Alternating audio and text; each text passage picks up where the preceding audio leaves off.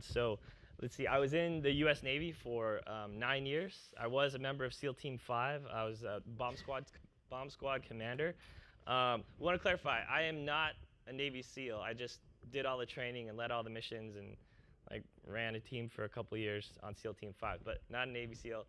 I did go to the Middle East and complete over 360 like high-risk counter-terrorist operations with that team.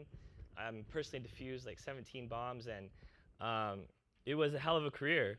And at the end of that, I really wanted to challenge myself again and kind of throw myself in a situation where I felt lost and in over my head and had to figure it out again. So much like you, I came to MIT. So that brought me to MIT in the summer of 2011. So I finished a second deployment to Iraq. I packed up all my stuff in San Diego. I drove across the United States to Boston, and I started the MBA program here. And that was a huge transition for me. An amazing journey. Learned so much. After business school, I went into consulting for a year. I worked with Deloitte, did strategy and operations work for US and also Japan clients. I lived in Tokyo for a few months. And then I got recruited by Google. That was 2 years ago. Made that jump over there, and I'm loving that so far. So as you can tell from my background, I'm not an entrepreneur.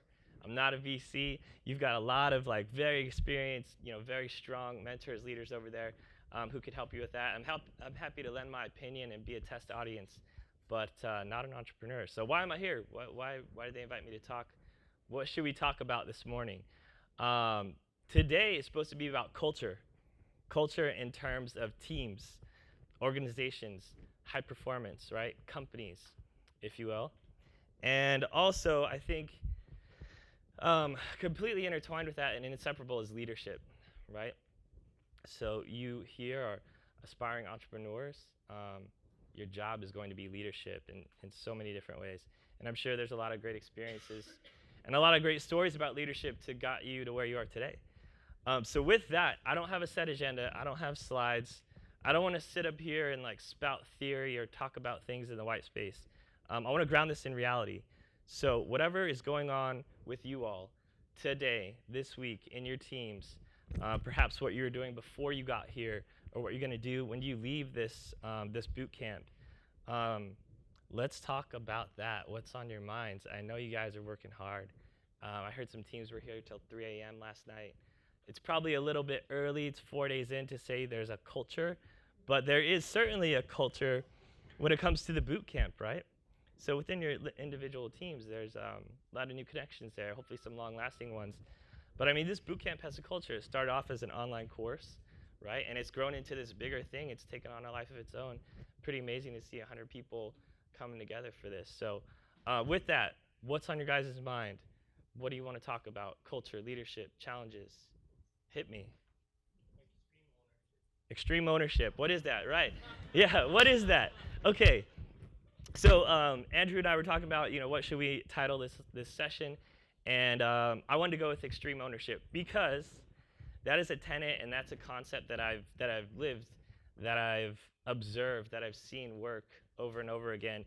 And it's not my phrase. I can't take credit for it. It's from the best Navy SEAL commander I ever saw, I ever worked with, and is highly regarded in terms of this day and age as the best SEAL leader we've ever had. His name's Jocko Willink, Jocko. He's got an amazing podcast if you're looking for a new podcast. It really is like incredible. But Extreme Ownership is the title of one of his books, and it's really talking about leadership, culture, organizational dynamics. What's he getting at with extreme ownership? When you talk about a team or company or a small organization, extreme ownership means everybody from the top on down, from the lowest breaking person, from the newest member of the team, all the way up to the CEO. Everyone should have and will have in a high-performing team a very strong sense of ownership, right? Over the company as a whole, over the mission, over their role, over their teammates, over the outcome, whether or not they have a direct impact or not. That idea of extreme ownership is pretty pervasive. So again, that's theory. That's a white space definition. Let's make that more real. What's on your guys' mind? I heard earlier in this week with some other guest speakers who are up here crushing it, talk about some awesome stuff with you guys. But I heard culture was something that came up. My friend Aman Advani from Ministry of Supply, I think spoke to you guys during lunch yesterday, right? And he was focused on startup operations, which he's obviously an expert at. But he had mentioned there was some questions around culture, some things you guys want to talk about. So please, now is the time. Yeah.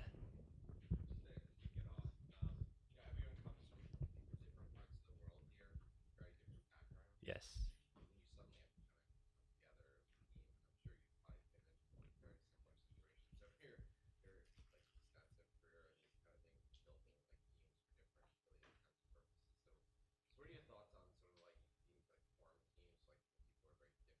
Yeah.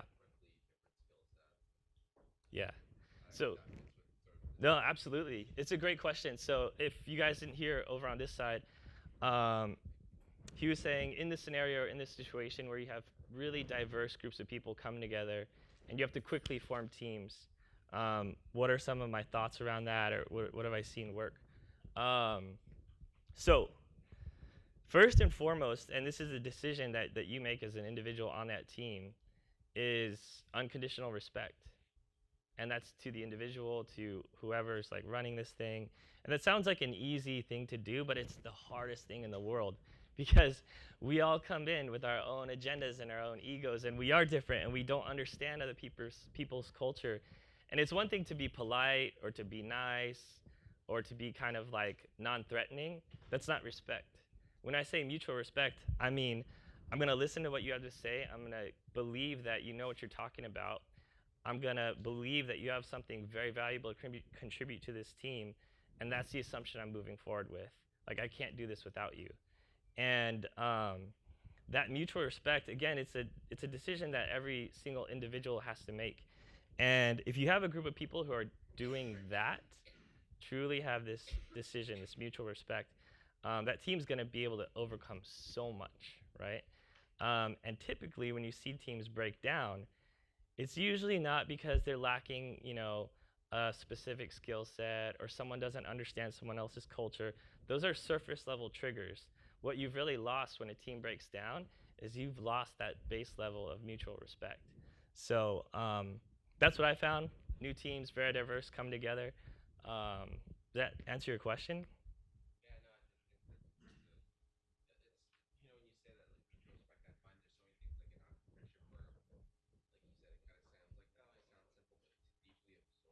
Yeah. Yeah. So I have an example actually from business school. So I had a team of 6 people. There was someone from Nigeria, Hong Kong, Lebanon, and then myself, an American, and one other American. So we were like months and months into the B School experience. We had done a lot of projects, fun team, cool team. People liked each other, very polite, not threatening, and we had kind of all worked with each other. But as it got more intense, as people's stamina and energy started to wear down, you get down to like what this person really is, who you really are, right? And there was a cultural difference, right? There was one girl, the girl from Hong Kong, when she was stressed out, she would laugh. That's just how her stress came out. So, yeah. And we're pulling some late nights right here in E62, and we've got a deadline the next morning, and people are freaking out. I'm not freaking out because this is not a big deal to me. I'm happy to be there. It's a fun experience. But my teammates, this is tough, and they're stressed out. And my friend from Lebanon, his name's Osama. He's like really passionate, and he's pushing. We've got to do this and this and this, and he's very serious. And obviously, his heart's in the right place. He wants success for our team, right? But he was so serious, and the room was just filled with his tension, and you could feel it. And for me, I'm just kind of taking it all in, like, awesome, man, I think this guy really knows what he's talking about. Let's do it, Osama, like, I'm in, right? But when you fill a room with that kind of tension, you have different reactions. And her reaction, for whatever reason, was to laugh. Like, she's nervous, she's tired, and she's laughing. She wasn't laughing at him, but she was, I think, just laughing at the situation in general. Well, to him, he thought that she was laughing at him. And his background, his culture, was like this immediate, I see some laughs, so apparently this is not a unique experience. But so he thought he was getting laughed at. And man, that relationship really started to break down, and it escalated into like this verbal, actually, like, you don't respect me, this is unacceptable. And it was getting to become like verbal attacks on each other personally, right? So now we've breached this like politeness, we've breached this safety that we have in this team. Why did that happen? Like, it's because our mutual respect broke down. Actually, I don't think they ever had it from the beginning in the first place. Luckily, we were able to take that moment as a team, break it down, bring them together, really say what is going on here. And now, like, they're actually very close friends, and we're still a tight team. We still keep in touch. And that made our team stronger because we worked through that. So, yeah.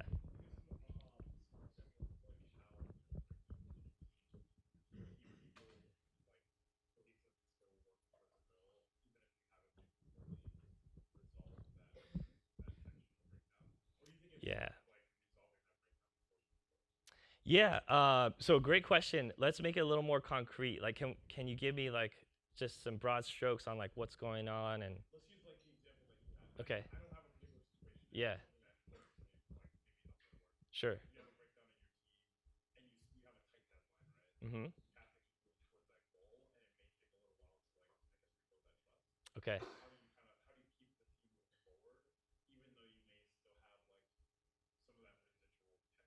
Yeah, yeah. So I think you said one of the keywords, which is trust and rebuilding trust, right? That's what you have to establish from the beginning, right? Is a relationship of trust, and that's just in life, in whatever business, families, relationships, friends, things like this. Like you have to establish a relationship of trust and then build off of that. And if that breaks down, right, you do have to address that. So in your scenario, there's a deadline. Like this deadline is not moving. Our external pressures are not going away. We have to deliver. Team is broken down. One or two people have like stepped away. They've essentially like opted out of the situation. Like I'm not doing this anymore, or I'm doing it my own way, right? So is that your question? How do you salvage that? It's actually an awesome opportunity, right? Because you've gotten to the point where a a team member has become so upset. Like you've hit something at their core, like their heart. Like why do they feel that way, right? So in that moment, you've only got the rest of the night to pull this team together and deliver. But in that moment, you've got to dig deep into the why. And this is where the leadership and the ownership comes in, right? And when I say ownership, right? Let's say you've checked out completely, right? If I'm going to own this situation, if I'm going to lead this situation, I have to ask why, right? I might be wrapped up in this too. I might be frustrated with him. I might be completely done with this team member. But if I've committed to the success of this team as a team, which is another question, but if I've committed to that, I have to ask why in that moment, dig down. Why is he upset? Is it actually the team? Is it the business model? Is it our pitch? Could be, probably not. It's probably a little bit deeper than that. Is he bringing something to the table that he feels like isn't being acknowledged? Does he not feel respected as an individual? Does he not feel valued? Does he not feel safe, like he can trust this team and say what he really means? You got to dig deeper on the why. And you can get to that critical gap. You can get to that broken piece in a single conversation. How do you do it? Like, how do you get good at that? It's the same answer that one of the mentors who was playing the VC last night. How do you get good at that? It's life. You got to put yourself in intense situations. You got to put yourself in the types of challenges where things do break down, and then you figure out how to work through that, and you figure out how to pause that moment and ask why to yourself, and then own that relationship, own that outcome, rebuild that trust, bring them back on board, and bring out the best in them in that moment. Catalytic questioning, what's that? Is that something that came out? Yeah. I don't know the exact definition. It sounds very fancy, but if you mean to sort of kind of uncover, yeah, not just more, but you want to peel back the layers, right? Like, why has this person removed themselves, right? It's probably very personal. It probably has little to do with like what market segment we're gonna pivot to. They're probably not upset about that. It's on the surface, it's triggered that, but it's probably extremely personal. Yeah.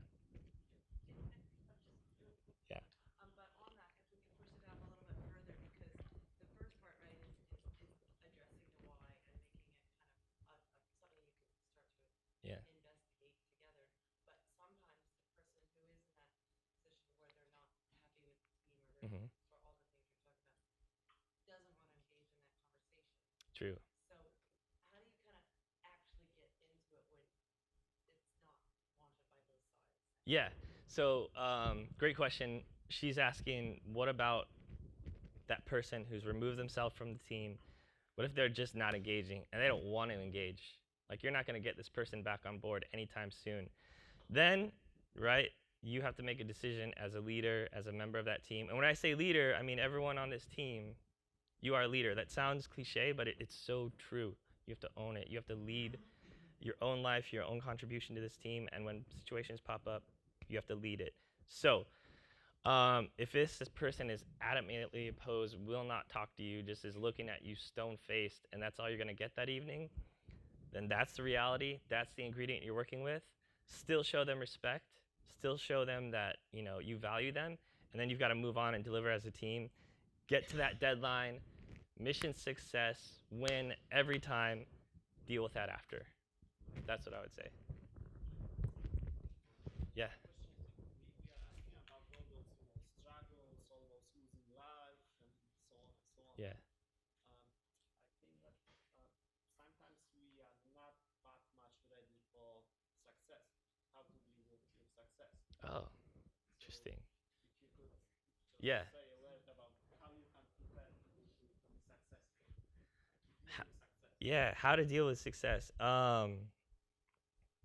So when I think about high-performing teams or high-performing individuals, in my opinion, what are the three most common traits that you'll find?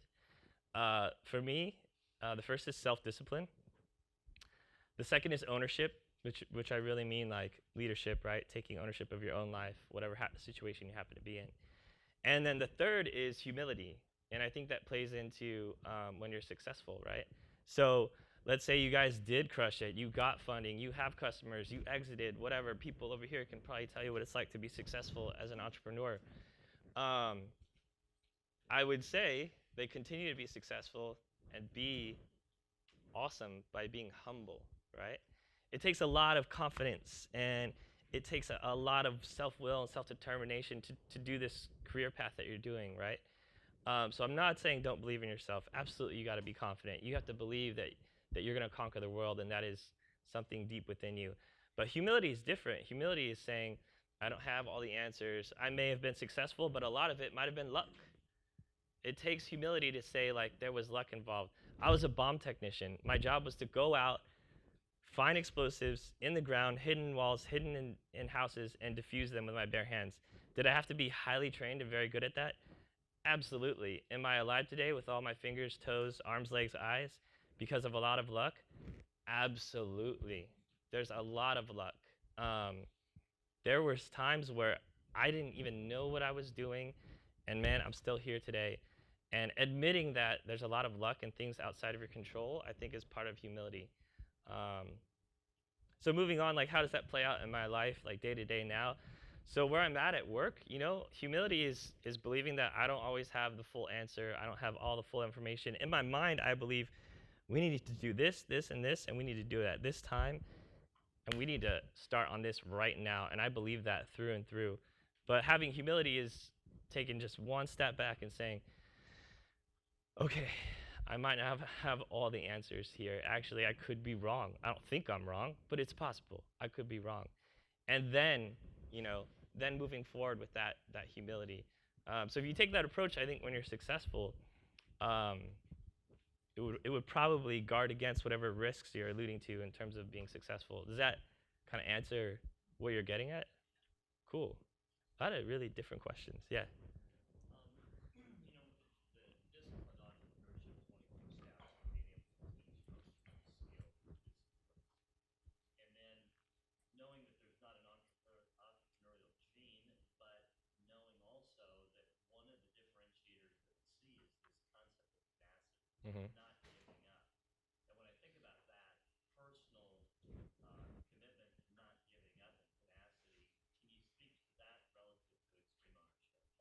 Yeah, so not giving up, tenacity, extreme ownership. How do you stay focused? Yeah. How do you stay in the game? So where does tenacity come from, right? Where does self-discipline come from? Because you have discipline in terms of like a program and executing on a framework and being an entrepreneur and executing a company, and that has a lot of discipline overlaid on that. But when we're talking about self-discipline, right, which I think is what you're getting at, where does that come from? And this is not going to be like earth-shattering. It comes from within. That's it.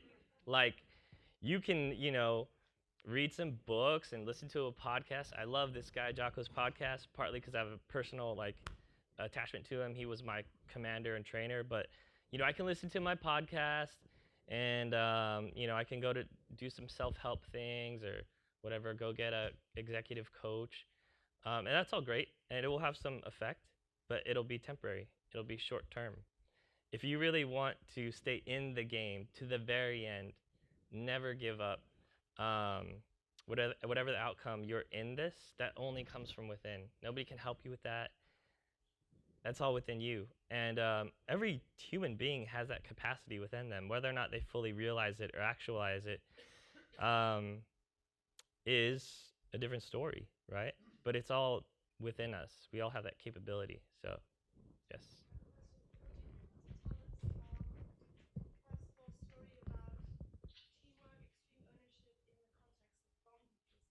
Sure.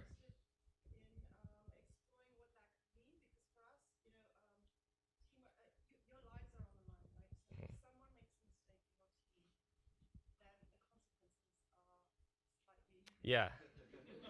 Yeah, yeah.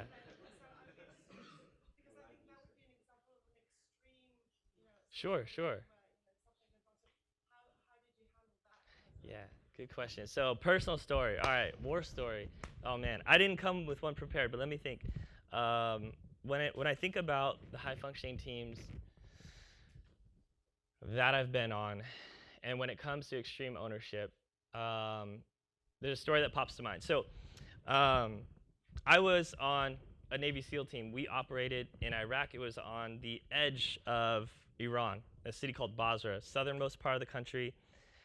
It's essentially an Iranian-run city, right? When it comes to who controls the money, the business, the borders in that town, it's really Iranian. On the map and on paper, it's an Iraqi city, but it's really Iranian. So that's where we were.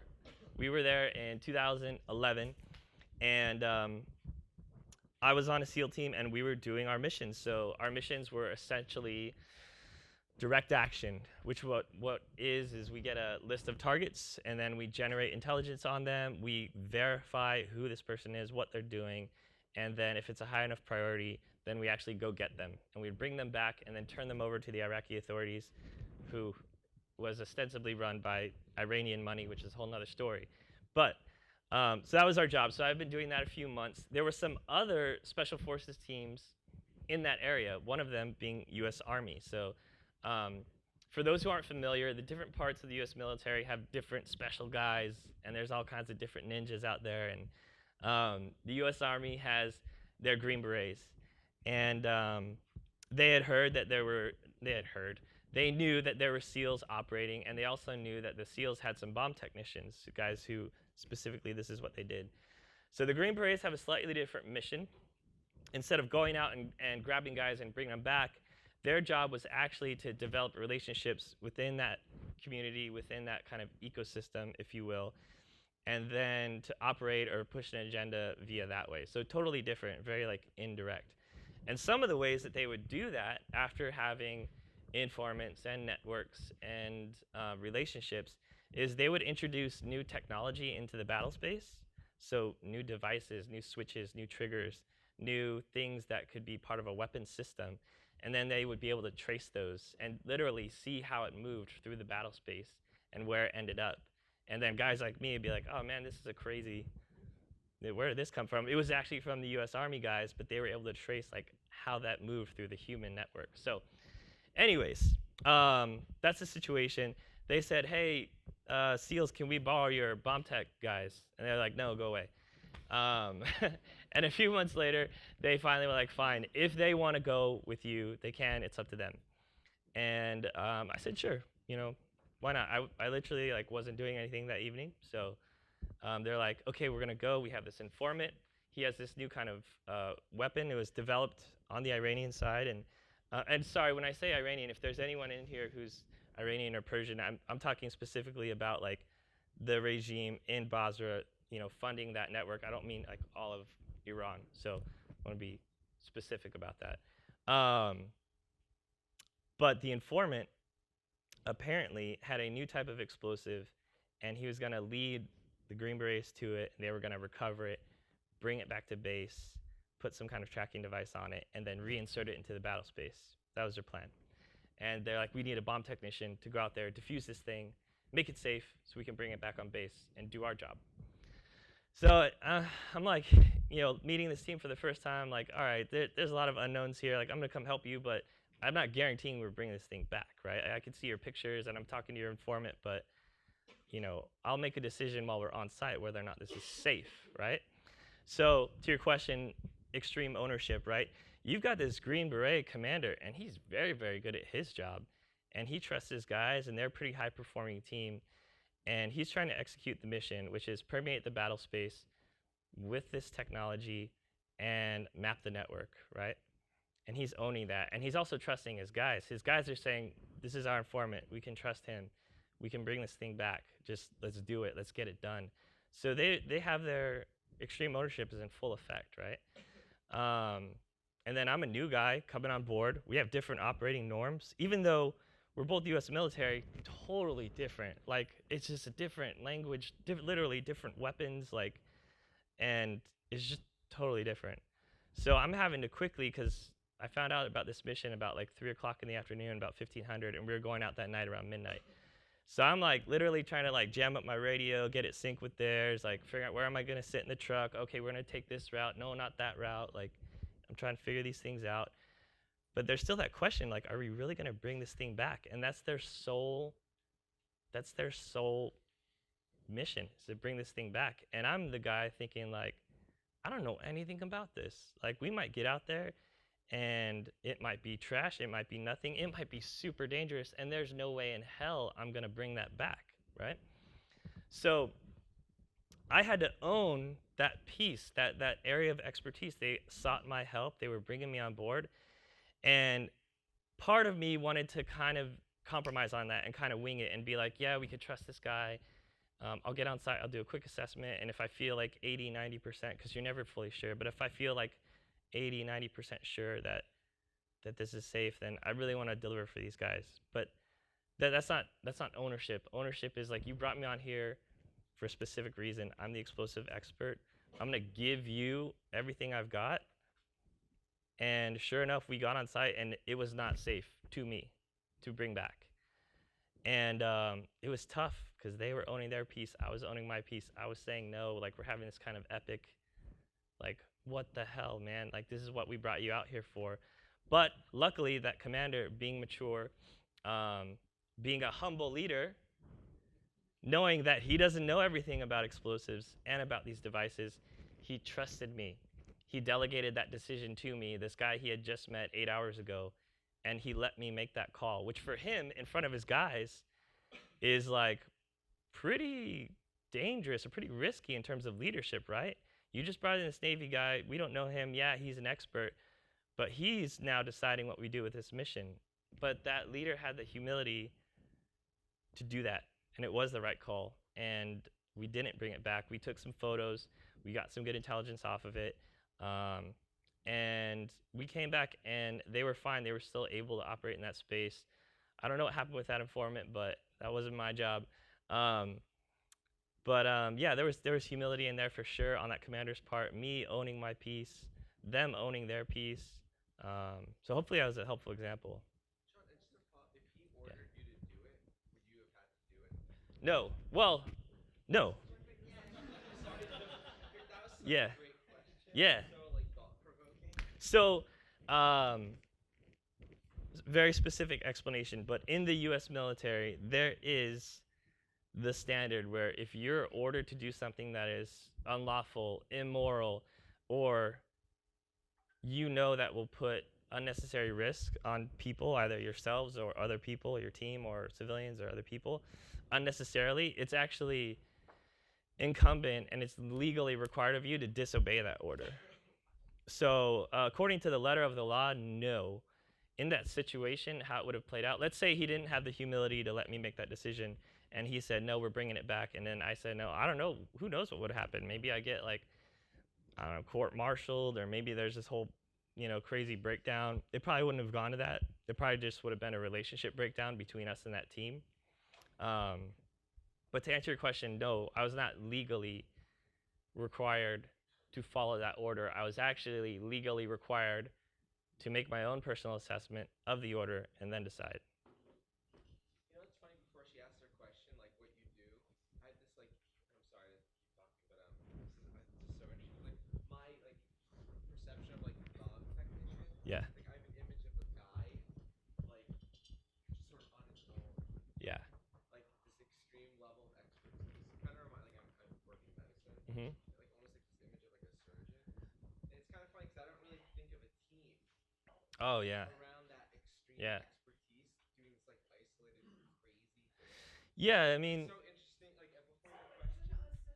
Surgeon have a team. Oh, it's totally the same thing. Yeah, like when Yeah. you have extreme expertise, which I think many people in the room have. Mm-hmm. It's so easy to think that extreme expertise just operates independently. Yeah. And I think what you do is like so extreme in that I've just got this completely wrong image. Like intellectually, I know that's probably wrong.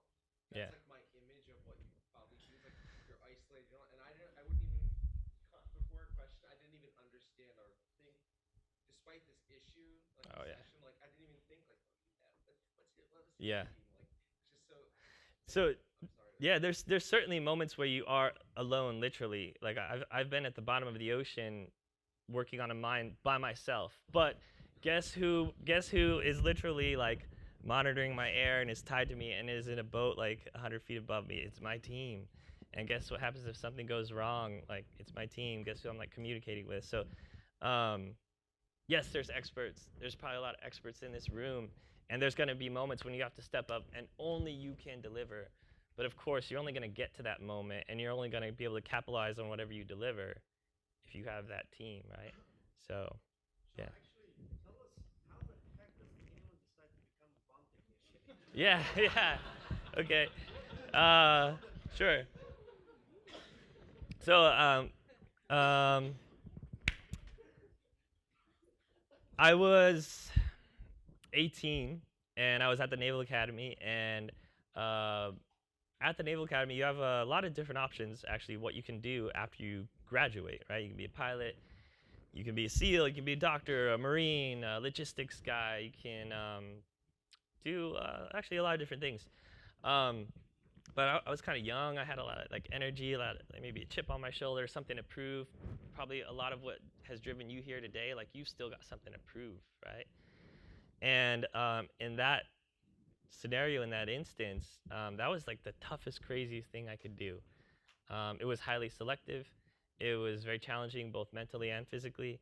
And it was tough to get into. So that was kind of like the biggest thing I could go after. It was the biggest mountain I could climb. I didn't really know what I was getting into. Like, I knew it was the bomb squad, but I didn't know what that meant. I didn't know what kind of team I would be on, what the training I would go through, how that would play out. But it was the biggest mountain I could climb at the time. So I went after it. I also had some guys that I really looked up to who were a couple years ahead of me, and they were so awesome. They were so smart and so disciplined and such great leaders, and that's what they were doing. So I was like, okay, well, if these guys are doing that, names were Matt Fay, John Brenner, like, well, it must be kind of a worthwhile pursuit. So I really didn't know fully what I was getting into. It was just looking for that challenge. So same thing that brought you guys here this week. You guys are looking for a challenge. Nobody made you come here. I doubt many of your companies or someone's funding you. You guys pull this on yourselves and put yourselves in this situation to challenge yourselves. So hats off to you. Yeah. So I'm just interested more in culture space. So how do you bring yourself up to speed? Like you said, you join a new team, how do you get into their culture? Yeah. And also the teams, like how do you bring people on board with the culture? Okay, so the question was, how do you yourself assimilate into a culture quickly? And then if you're bringing someone in, how do you assimilate them? And man, it's a very good question, but it's going to be so specific to whatever given scenario you're in.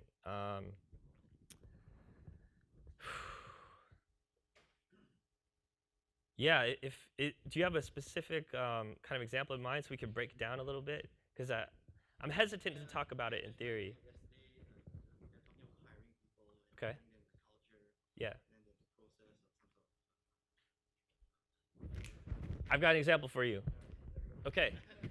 So, rewind from that last story when I was with the Green Berets, rewind 2 years. I was doing my job in the Navy, which was bomb squad, hurt locker, for lack of a better description, if you've seen that. And then I got selected for SEAL Team 5. And by selected, I mean like I was one of like a very short list of people who were available and who were qualified. So they're like, we're going to send you this guy, and he's going to be your bomb technician, lead 8 other bomb technicians to be on the SEAL team. Now, again, in the military, even though we're both in the Navy and our bases are literally right across the street from each other in Coronado, San Diego, totally different cultures, right? How they thought about discipline and accountability and mentorship and coaching and excellence, it was different than ours. We had our own standards. We had our own norms and things we valued and legends and stories and symbols, and theirs were just completely different. So I joined this SEAL team, Bravo platoon, and about half of the guys had been together for years. The other half of the SEALs were new, younger guys, or maybe some guys had transferred over from other units, but about half new guys and established team. And then me, who's like brand new, right? Like I've got my experience in terms of being a bomb technician, but I don't know anything about being a SEAL. I have to learn their job now for the next 2 years before we deploy, and I have to earn my position on that team. And for me, that was like probably one of the hardest, like most challenging assimilations I've ever had to do. Not just physically. Yes, physically it was very demanding. We did all kinds of physically crazy things, but that wasn't the hard part. The hard part was like earning their trust and earning my spot on that team and building that relationship. So how did I do that? And this answers both your questions. How do you do it as a person joining the team, and how do you bring someone on? Thank God, the leader of Bravo platoon, his name was Warren Connor. He was a chief, many, many years of experience, many, many teams. But he knew that in that kind of culture, in that kind of alpha, high-performance culture, when you bring in an outsider, even though they requested me, when you bring in an outsider, the team, the guys, they will eat them alive. They could have eaten me alive. Like, what do I say? What do I mean by that? I mean, been very, very tough, abrasive, like non-welcoming, like you don't belong here. What are you doing here? You're not one of us, right? That the potential for that is there. So he, being the leader that he was, and knowing his guys, and knowing I'm new, the first day I got out there, I'll never forget, we're getting set up for what was called land warfare, which was one of the most intense phases of training. So it's moving around in small units, 10 to 20 guys, being able to fight in the desert, but also escape and move and like defend yourself as you're moving, right? And then if you take casualties, you need to be able to move those bodies out of there. So that was the phase of training we were covering over the next month.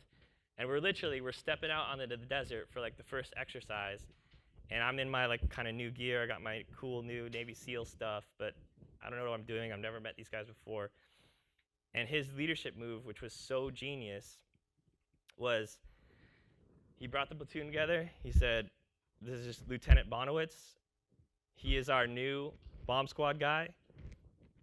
He has every right to be here as the rest of us. He's a member of this team, 100%. Treat him as such. And that was the last time he mentioned it. Now, that was his like leadership play in order to make sure we had a cohesive team that was moving together and respecting each other, giving the benefit of the doubt. Were the words that he said true? No. I was not 100% a part of this team. I didn't have every right to be there as the rest of them.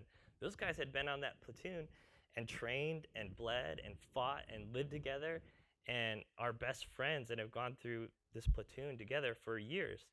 His statement was actually not factual, but what was he saying to his team? He's on our team. This is it. Take it. Now, to me, person coming in, I'm like, oh shit. He just like stuck his neck out for me, big time.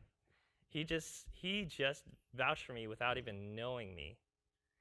And now I have this expectation to live up to. And because I respected him immediately, because of who he was, how he carried himself, I could see how he led his team. When he gave me that blessing, that endorsement that I didn't deserve, that I hadn't earned yet, all I wanted to do was live up to it. And I did. I worked so hard, and I tried so hard to live up to the endorsement that he gave me on the very first day. So to answer your question, how do you bring someone in? Respect them, give them the benefit of the doubt, treat them as if they belong there. Whether or not they do, really you can't know, but treat them as if. And then you, as the person coming in, if you are lucky enough to get that kind of welcome that I did, obviously live up to it, right? And give everything you've got to make that person proud that they hired you. If you don't get that endorsement, if you don't get that genius of a welcome, because that was genius, well then you might have a little bit harder of a battle, which is a good thing, because you're going to find out more about yourself, and you're going to be able to dig deeper into who you are and bring the best out of you. Cool. We got about 9 minutes left, because I know we're on schedule and we got a bunch of stuff to do today. Another question. If you've got a team member who's not performing, do you draw attention to that issue as the leader Mm-hmm. and see how you can either help them work out what the problem is and try and encourage them to extricate themselves from the team to reduce the potential impact of them staying in the team Yeah. and impacting the performance of other people? Have you been in a situation where you've had that, and what Yeah. have you done? So there's two examples coming in right now. One is something I'm dealing with right now at work. I'm probably going to have to fire someone. So I'm thinking through that right now. Another one is from the Navy, same leader, Warren Connor. His nickname was Warcon. By the way, a description of Warcon, because you guys probably have an image in your mind. He's about this tall. He's a really nice, quiet guy. He's kind of like a nerd, and he's just a nice guy. And he's got a family and a couple kids, and on the weekend he likes to do like normal stuff. He wears like polo shirts and cargo shorts and tennis shoes, and he's a normal guy. But he was by far the best leader that we had, and so well respected. And he was feared on the battlefield because he was such a proficient warrior and such an amazing leader. But anyways, Warcon. This example, we had a kid. His name was Kyle. He was 19, and he had talent just like coming out of his ears. He was so athletic, an amazing wrestler, football player, great musician, played like 3 different instruments. He could literally do the, you know, the name slipped on my mind, but Piano Man, where you play the piano and harmonica at the same time. Why can't I think of it? What's his name? The Piano Man. Billy Joel, yeah. I saw that kid do the Billy Joel in a like trailer in Iraq. I'm like, oh my God, how did you learn this? But so this kid Kyle, he's got talent coming out of his ears, and he's so smart. But he's one of those people that if it's not focused, or if he doesn't have the right coaching and mentoring and the right kind of system around him, he gets into trouble, like a lot of trouble. And Warcon saw Kyle from the beginning and realized that like, okay, this is a talent that I'm going to have to manage, so we've got to get him the right leader, right? And Warcon was leader, but we had a squad leader for him. So he put him on a really strong squad with an experienced squad leader. He made sure there were some other guys who were just junior to that, who were kind of like mentoring him, coaching him. And he did. He progressed really well when it came to the skills and the job. He was excellent. He was amazing. He was one of the best shooters we had. He was always in fantastic shape. He understood the technical parts of it. He was a great tactician. He just was constantly getting in trouble. He was late. He would like get in trouble with alcohol when he wasn't supposed to be drinking. He would be getting in trouble out in town and like getting injured for doing like really stupid stuff that had nothing to do with the mission. And one time he broke his ankle because he was doing like parkour or something. And like, it's a funny story and it's funny to see this guy in an ankle, but when you're in that job, like, you shouldn't be doing that stuff. You know, like, we have a job, we're gonna deploy, you're part of this team. Like, you're not supposed to be doing parkour, man. Like, run and do your strength training and swim and then train how to fight. And so at that time, when he broke his ankle doing parkour, it was like, what are we gonna do with this kid? So to answer your question, how do you deal with someone who's underperforming? In this case, it was a very talented person who was underperforming just because of personal discipline. He could not like get a hold of himself and like focus on the job. Not his fault. He's 19, but it was a progressive and progressively stricter like mentorship and coaching. So in the beginning, got him on the right team. Surround him with strong operators, experienced people who he will respect, and people who will invest in him. Unfortunately, that didn't solve everything. We had incidences while we were on deployment, while we were in Iraq, actually. We had discipline that's a different kind of discipline than self-discipline. We had behavior mistakes with him, and it escalated, and it got to the point where, because he was not improving, and this was the most extreme point in that progression of how to deal with an underperformer. I remember he called the platoon into the ready room. The ready room is where we literally like get ready. We store our armor, our helmets, our weapons, grenades. That's where we get ready. Final last minute decisions or debrief before the mission, and then we roll out. He called everyone into the ready room, and he brought Kyle up to the front, and he publicly and verbally stripped him of his status. And this is, mind you, this is 2 years into it, right? So he had been given every opportunity, and he had been given every resource, and everyone else on the platoon, there was tons of like people with problems in real life and stress and varying levels of talent, but like everyone else on the platoon had delivered, had owned their own life, had that discipline, and were a functioning member of the team.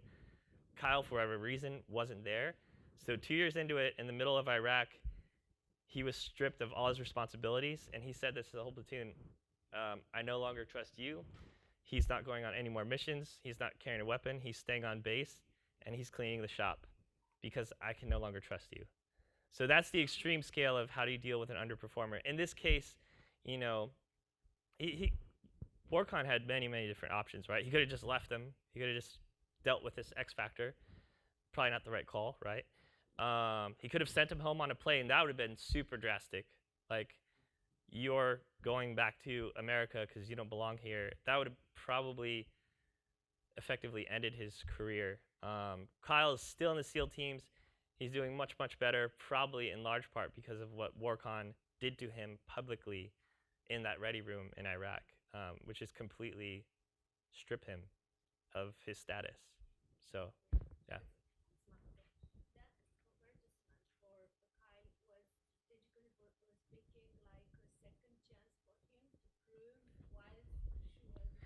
It was.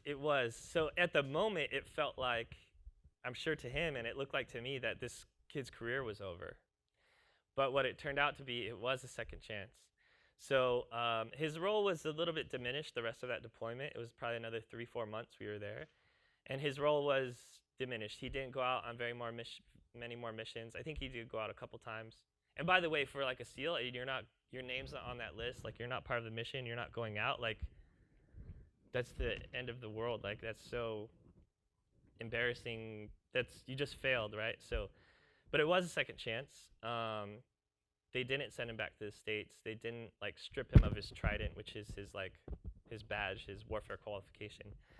And it was a second chance, and he's still a Navy SEAL. He's still in the teams, and from what I can tell, he's doing well. So it was a second chance, but in that moment, it was like almost as severe as it could get. So, great question. You guys are like bringing back all these stories that I don't even like remember or think about anymore. And by the way, just to clarify, like, you know, now I'm a finance geek. Like, I sit in Mountain View, and I got a laptop, and I, you know, work on like spreadsheets and Plex and SQL and stuff. So Anyways, we're coming up on time. It's 9 o'clock now. Thank you all so much for the questions. I really enjoyed this. Hopefully you got something out of it. I think now it's time to get to work, right?